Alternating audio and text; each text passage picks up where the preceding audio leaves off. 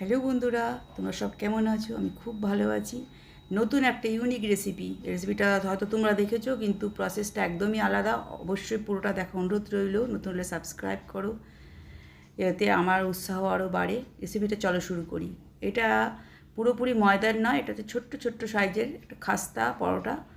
অবশ্যই আমি এখানে, যদি তুমি ছোটো এক বাটির সুজি আমি অল্প জলে নুন দিয়ে সেদ্ধ করে নিয়েছি, তারপরে তার সমপরিমাণে হাফ বাটি আটা আর হাফ বাটি ময়দা, সেই ছোটো বাটিটি। তার সঙ্গে আমি জোয়ান দিয়েছি, কালো জিরে দিয়েছি, লবণ আগেই দিয়ে নিয়েছিলাম। প্লেন তেল দিয়ে মেখে একটা ছোটো ছোটো করে ডো করে আমি পরোটার আকারে বেলে, আটাটা দিয়ে করবে, এখানে তেল দিয়ে বেলবে না, আটাটা দিয়ে বেলবে আর এইভাবে বেলে নেবে। আর ডোটা তৈরি করার পর রেস্ট টাইম দেবে, একে এরকম করে গরম তেলে ছেড়ে দেবে।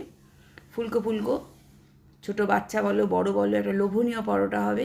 এটা স্বাস্থ্যকর, এটা পুরো ময়দারও তৈরি নয়, খুব বেশি তেলও টানছে না, কোনো খাবার সোডা বেকিং পাউডার কিচ্ছু দেওয়ার দরকার নেই। বন্ধুরা, এভাবে করে খাও, অবশ্যই তোমাদের স্বাস্থ্য ভালো থাকবে, মনটাও ভালো থাকবে। সব দিকে খেয়াল রেখে রেসিপিটা আমি নিজে তৈরি করে খেয়েছি, খুবই লোভনীয়। অবশ্যই গ্যাস কমিয়ে, আঁচটা বাড়িয়ে ভাজবে। রেসিপিটা ভালো লাগলে লাইক শেয়ার বন্ধুদের মধ্যে শেয়ার করবে, সাবস্ক্রাইব করে নেবে নতুন হলে। ভালো থাকবে, খুব খুব ভালো থাকবে। ধন্যবাদ।